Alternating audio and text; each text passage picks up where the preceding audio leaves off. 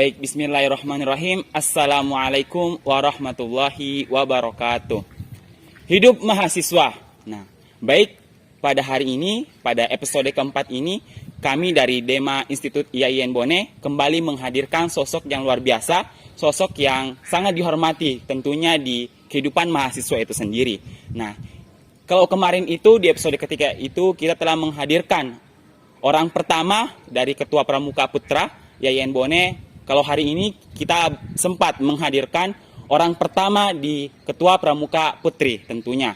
Nah, untuk apa-apa yang kita akan kita bicarakan nantinya bersama. Jangan lupa untuk mendukung kami, podcast kami silahkan like, share, dan juga subscribe tentunya untuk membantu pertumbuhan podcast education kami. Nah, di tengah-tengah kita telah hadir sosok yang luar biasa, wanita yang sangat luar biasa di Pramuka Putri IAIN Bone. Nah, mungkin bisa dibuka maskernya supaya adik-adik kita bisa melihat.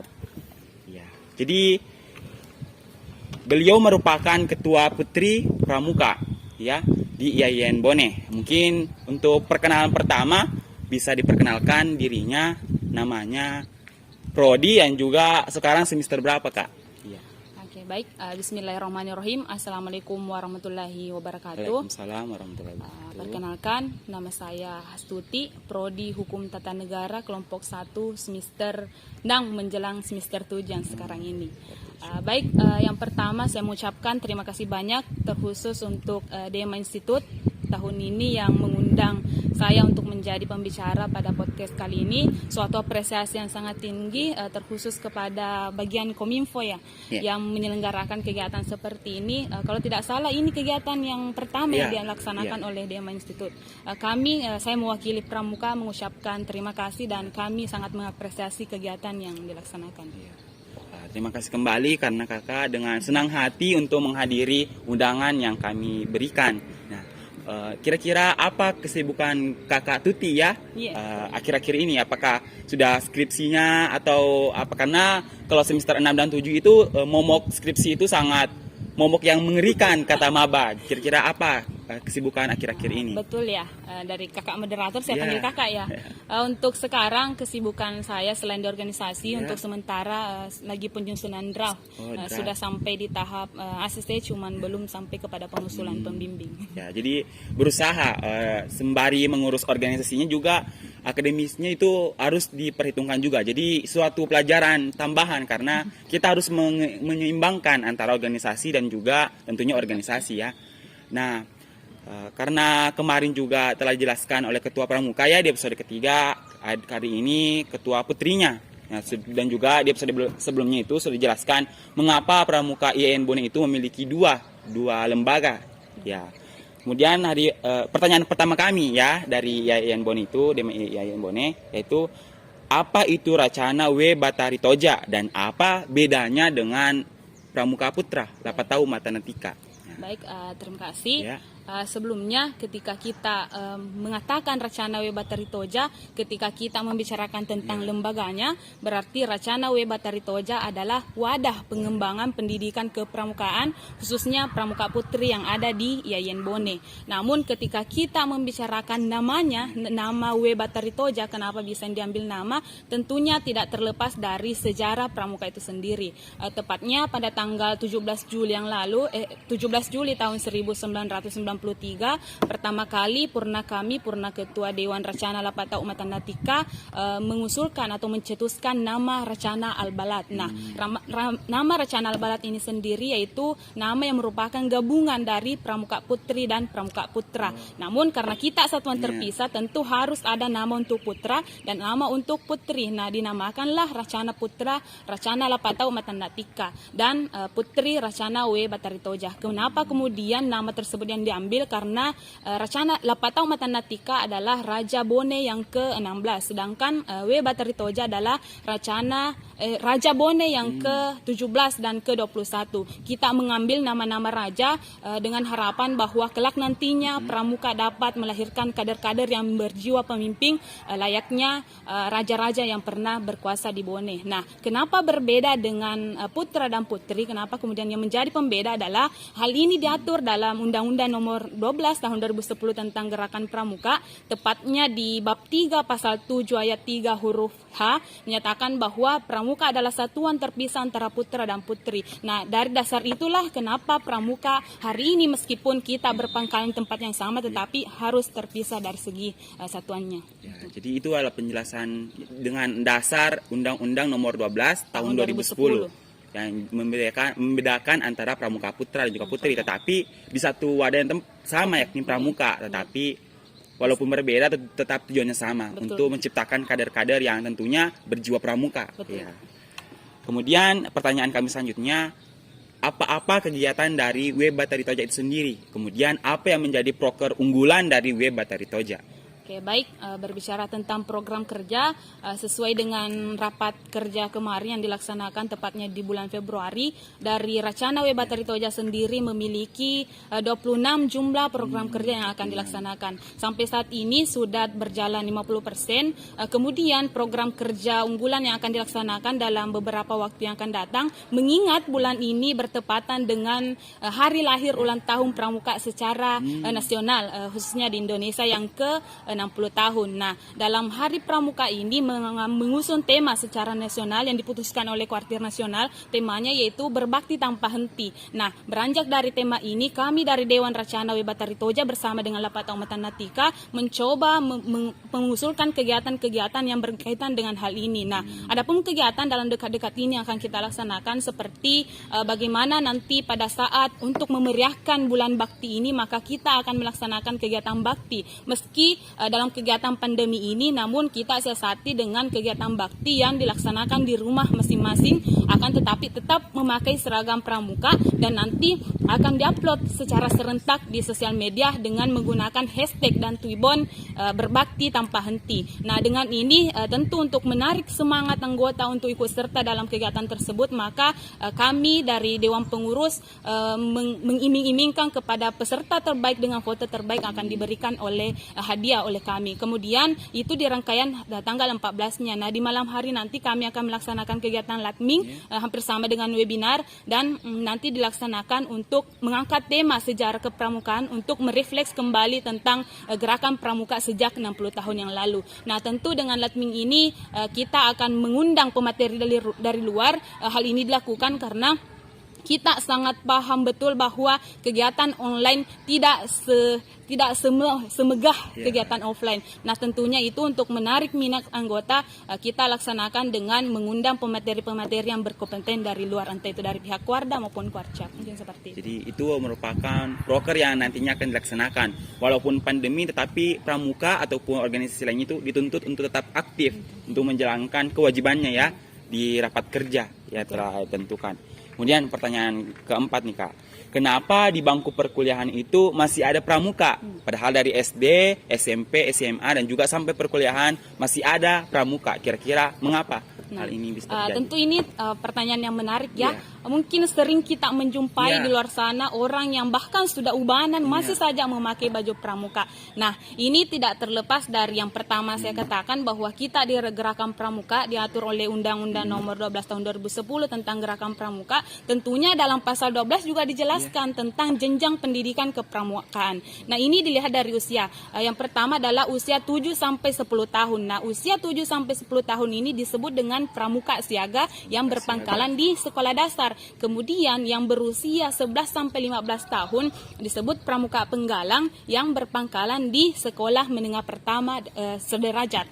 Kemudian di usia 16 sampai 20 tahun disebutlah pramuka penegak yang biasanya berpangkalan di SMA, SMK sederajat. Nah, usia 21 tahun sampai usia 25 tahun inilah yang disebut pramuka pandega. Nah, pramuka pandega itu berpangkalan di perguruan tinggi yang ada di beberapa tempat di Indonesia. Nah, tentu tidak sampai di situ, pramuka tidak sampai di perguruan tinggi. Nah, pertanyaannya kemudian ketika usianya sudah 25 tahun ke atas jadi apa? Nah, tetap diatur bahwa kan yang saya sebutkan tadi itu termasuk dalam golongan peserta didik. Nah, ketika sudah menjadi peserta didik atau anggota muda, nanti akan jadi anggota dewasa. Nah, yang disebut dengan anggota dewasa adalah mereka yang berusia 25 tahun ke atas. Nah, tentu ada juga jenjangnya. Biasa kita sebut dengan pembina sampai dengan pelatih. Nah, tentu untuk menjadi pembina dan pelatih tidak gampang juga. Ada lagi jenjang yang diatur, harus mengikuti minimal kursus mahir dasar. Itu pun dalam kursus ada lagi 4 tingkatan. Harus kursus mahir dasar, ketika lulus di situ harus lagi kursus mahir lanjutan, kemudian kursus pelatih dasar, kemudian kursus pelatih lanjutan. Ketika selesai menjalankan 4 kursus ini baru bisa dikatakan sebagai seorang pelatih yang bisa kita lihat biasanya kita lihat di misalnya perayaan 17-an kadang kita jumpai orang yang meskipun sudah tua tapi tetap berpramuka karena itulah jenjang pendidikan kepramukaan. Jadi sudah terjawab rasa penasaran kita. Saya sendiri juga merasa bertanya-tanya kenapa di perguruan tinggi masih ada yang namanya pramuka. Jadi kita harus memang memperbanyak literasi kita dan juga masih di pasal yang sama, pasal Undang-Undang Nomor 12 Tahun 2010. Semuanya diatur mengenai tingkatan dari pramuka itu sendiri. Kemudian kenapa lambang Racana itu tidak sembarang bisa dipergunakan oleh orang lain, Kak? Ini juga kadang orang bertanya kenapa harus dibatasi dari segi pemakaian. Nah, tadi kan undang-undang pramuka secara umum. Nah, di Racana kami selain undang-undang secara umum kita juga diatur oleh aturan secara khusus yang kita namakan adat istiadat Racana Balat. Nah, adat istiadat ini ada 19 poin yang kami bahas di situ, yang mana adat istiadat ini kita lakukan pembahasan setiap tahunnya, setiap pergantian kepengurusan dilakukan pembahasan untuk melihat apakah poin-poin yang ada di dalamnya masih relevan untuk kita gunakan. Nah, dalam poin ini, dalam 19 poin ini, salah satu yang diatur di dalamnya adalah persoalan penggunaan lambang. Mungkin banyak yang mengira bahwa ketika kita masuk di anggota Racana Balat, kita sudah bisa memakai lambang.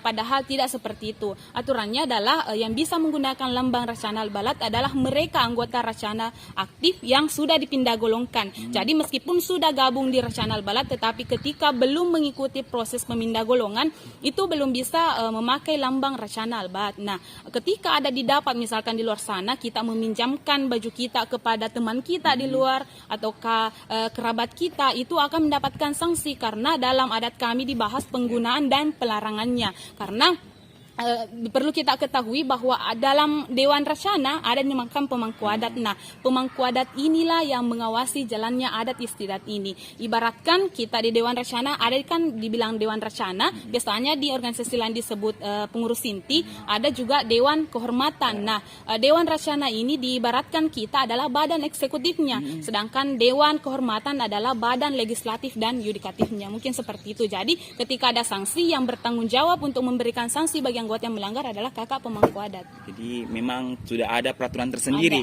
Jadi memang tidak sembarang bisa dipakai. Ya, karena ada yang membidangi hal tersebut. Kemudian masih adakah pertanyaan selanjutnya itu, apa nilai lebih dari pramuka itu sendiri dan mengapa mahasiswa nanti ini harus memilih pramuka sebagai organisasinya kira-kira? Tentu saya katakan bahwa dalam berorganisasi tidak ada yang buruk, namun saya pribadi berpramuka mulai dari tingkatan SMP, nilai lebih yang terdapat dalam pramuka adalah nilai karakter. Kenapa saya katakan seperti itu? Banyak guru-guru saat ini mengeluh persoalan bahwa mahasiswa banyak yang cerdas, banyak yang pintar, namun tidak memiliki karakter yang bagus, sehingga itu membuat banyak mahasiswa yang tidak berperilakuan baik. Nah, tentunya di gerakan pramuka itu dalam proses pembinaan kita mengedepankan yang namanya pendidikan karakter. Nah, yang membuat kita berbeda dengan organisasi lain dari segi pembinaan adalah kita mempunyai prinsip dasar kepramukaan dan metode kepramukaan. Dan salah satu sistem yang kita gunakan, yang kita anut dalam kepramukaan adalah sistem Among. Mungkin ada yang pernah mendengar, yaitu sebagai seorang pramuka kita itu seperti yang ada bunyinya sistem Among 3. Yang pertama adalah Ingar Sesuntu Lodo, artinya ketika kita di depan maka kita yang menjadi teladan. Kemudian yang kedua adalah Ingmadi mangun karso, artinya ketika kita di tengah maka kitalah yang membangun kemauan. Kemudian yang terakhir adalah tuturi handayani. Nah, dari tuturi handayani ini kita belajar bahwa ketika kita berada di belakang maka kita yang menjadi pendorong untuk teman-teman yang lain.